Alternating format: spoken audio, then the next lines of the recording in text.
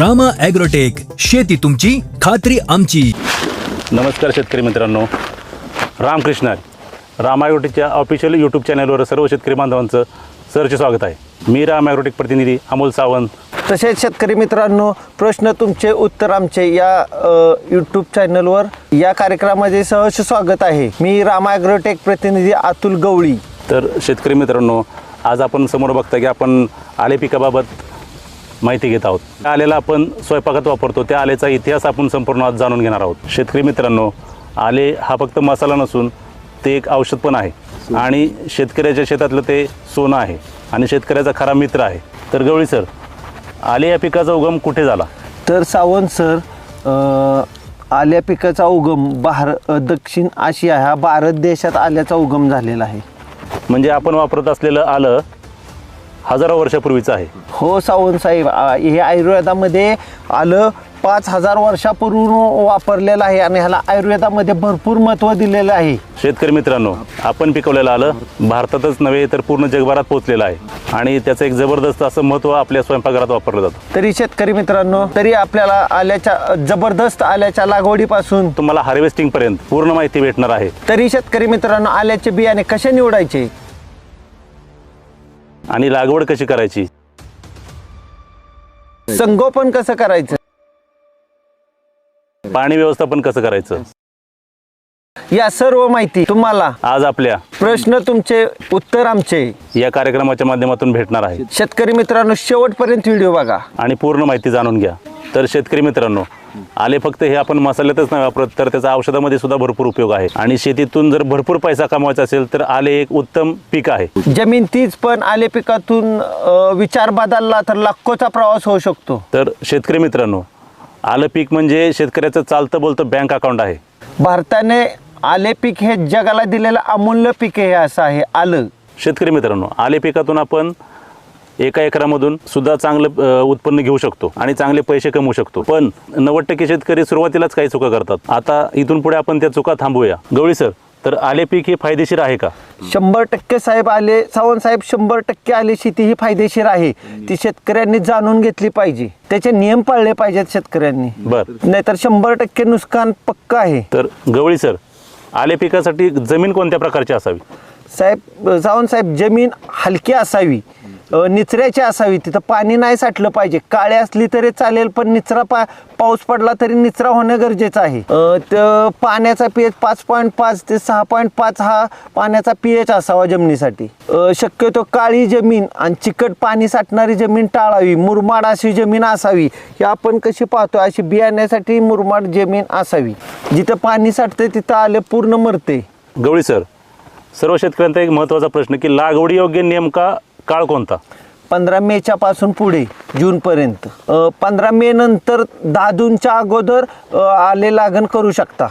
तर गवळी सर, शेतकरी सुरुवातीला एक चूक करतो की बियाणं निवडताना, तर ते बियाणं निवडताना काय काळजी घ्यावी? सावंत साहेब, तुम्ही छान प्रश्न विचारलेला आहे. शेतकऱ्यांनी बियाणं प्लॉट उच्च प्रतीचा असावा, त्याला सड लागलेला नसावा, तो रासायनिक खत कमी टाकलेलं सेंद्रिय खतावरचा असावा, असे बियाणे प्लॉट असावा. बियाणे मीडियम जाडीचं असावं आणि त्याला मातीची भर चांगली असावं. बियाणं काढण्याच्या अगोदर बियाणे उघडे पडलेलेही नसावे. तर सर, साधारण आपणास लागणी करता एकरी किती बियाणे लागतं? 12 ते 14 क्विंटल बियाणं लागतं. तरी शेतकरी मित्रांनो, बियाणे 12 ते 14 क्विंटल लागतं, पण हा बियाण्याची फणी पंजासारखी असावी. बियाणं आतील बियाणं निवडताना आतील त्याला रिंग काळी असावी. असे बियाणे क्वालिटी बाज असते. ते बियाणं निवडताना बियाण्याला प्लॉटला पाणी कमी पडलेले नसावे. शेतकरी मित्रांनो, गवळी सरांनी आपणास सांगितल्याप्रमाणे आल्याचं बियाणं हे रोगमुक्त असावं, त्यानंतर त्याला पाणी कमी पडलेलं नसावं आणि ते सडलेलं नसावं. अशा प्रकारचं उत्तम लागवडीयोग्य बियाणं आपण आपल्या आले शेतीमध्ये वापरू शकता. अजून एक शेतकरी मित्रांनो, महत्त्वाचं तुम्हाला सांगायचं मध्ये, ह्या बियाण्यामध्ये आपण बघतोय तर ह्याला पाणी काढता नाही ना, पाणी कमी पडलेले नसावे. बियाणे हे रसात असावे, मोडल्यानंतर आतमधून रसासारखं दिसावं. त्यामुळे हे उच्च प्रतीचे बियाणे मानले जाते. तरी शेतकरी मित्रांनो, बियाणे कसे असावे ते आपण प्रत्यक्षात बघूया. बियाणे प्लॉट निवडलेला आपण लागणीसाठी निवडतोय तो कसा असावा ते प्रत्यक्षात पाहूया. तरी शेतकरी मित्रांनो, हे बियाणे काढायचा प्लॉट चालू आहे, तरी प्रत्यक्षात बघूया आपण.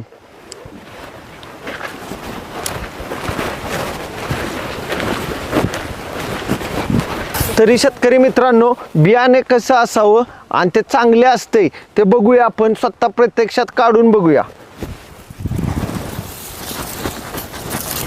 बघूया खांदून आपण.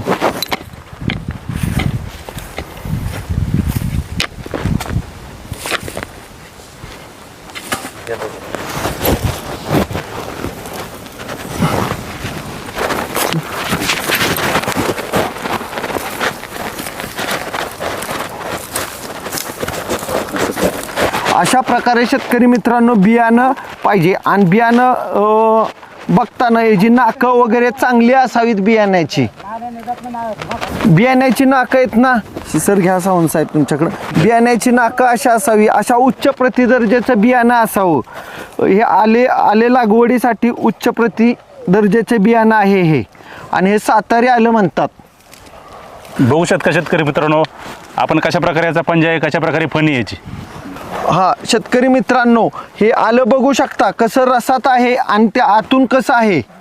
अशा प्रकारे प्रश्न तुमचे उत्तर आमचे, बियाणे कसं निवडायचं अशा आमच्या प्रश्न तुमचे उत्तर आमच्या या एपिसोडमधून तुम्हाला माहिती दिलेली आहे.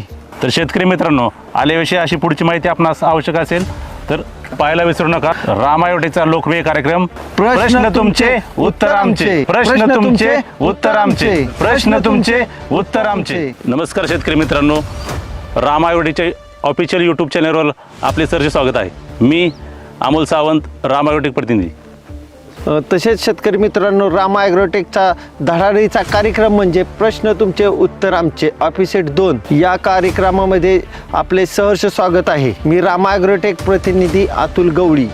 तर शेतकरी मित्रांनो, पाठीमागच्या एपिसोडमध्ये आपण जाणून घेतलं की बियाण्याची निवड कशी करावी आणि बियाणे कसे असावे. तरी शेतकरी मित्रांनो, आपण लागवड आणि जमीन कशी निवडायची या एपिसोडमध्ये आपण माहिती करून घेणार आहोत. तसेच जमिनीची मशागत करताना काय काळजी घ्यावी. तरी शेतकरी मित्रांनो, आपण जमीन मुरमाड हलक्या प्रतीची निचऱ्याची जमीन असावी आणि काळी जमीन असली तरी निचऱ्याची जमीन असावी. शक्यतो काळी जमीन टाळावी, मुरमाड जमीन घ्यावी. आले लागवडीसाठी योग्य जमीन असते हे आपण पाठीमागच्या एपिसोडमध्ये सांगितलेलंच आहे. आणि जमिनीची पूर्ण मशागत करून घ्यावी. खोल नांगरट असावी, त्याच्यानंतरनं सरी तापून द्यावी आणि एकरी 20 ते 25 टन शेणखत टाकलेलं असावं. जमिनीची चांगल्या प्रकारचे नांगरट केल्यानंतर त्यात मळी आणि शेणखत विस्कुटून घेतल्यानंतर कमीत कमी 2 ते 3 महिने जमीन चांगली तापलेली असावी. बरोबर आहे सावंत सर, त्यात 20 ते 25 टनच शेणखत सेंद्रिय असावं. त्यामुळं तापल्यानंतर जमीन परत रोटरेटर करून नंतरच बेड टाकावे. साहेब, साधारणतः बेड टाकताना आपण 4.5 फुटाचे बेड असावेत. हा बरोबर आहे सावंत साहेब, पण बेड टाकल्यानंतर त्याच्यात बेसल डोसचीही गरज असते थोडीशी. शेतकरी मित्रांनो, जर आलं पीक घ्यायचं असेल तर जमिनीची प्रतवारी एकदम उत्तम प्रकारची असायला हवी. साहेब, तुमचं पाणी व्यवस्थापन बी चांगलं असावं जमिनीचं. तरी शेतकरी मित्रांनो, आपण आले करताना पूर्णपणे जमिनीची काळजी घेऊनच आल्याचं नियोजन करावं. जमीन पूर्ण निचऱ्याची असावी. पाऊस जरी झाला तरी जमिनीतून पाण्याची निचरा क्षमता लगेच व्हावी, जेणेकरून पाणी थांबणार नाही, आल्यामध्ये आलं लागणार नाही याची दक्षता घ्यावी. तर शेतकरी मित्रांनो, आले पिकाबाबत आपल्या काही अडचणी असतील तर आपण राम ॲग्रोटेकच्या कस्टमर केअरला कॉल करून आपले शंका निरसन करून घ्यावी किंवा खालील कमेंट बॉक्समध्ये आपण कमेंट सुद्धा करू शकता. तरी शेतकरी मित्रांनो, आपण बियाणं काढल्यानंतर बियाणं बघितल्यानंतर बियाण्याची ही नाकं जी असतात ती चांगल्या प्रतीची नाकं असावीत. आणि नाकाची आपण घरी नेल्यानंतर स्वच्छ करून बियाण्याची अशी कोपऱ्यामध्ये आडही लावतात, झाकून ठेवायचं असते. आणि नंतर एक 15 ते 20 दिवसानंतर बियाणं लावायला घेतल्यानंतर ब्रीज प्रक्रिया करून बियाणं लावावे. तर शेतकरी मित्रांनो, आपण आत्ता झालेल्या एपिसोडमध्ये आपणास माहिती मिळाली की आले लागण करताना काय काळजी घ्यावी, आल्याची जमीन व्यवस्थापन कशी असावी.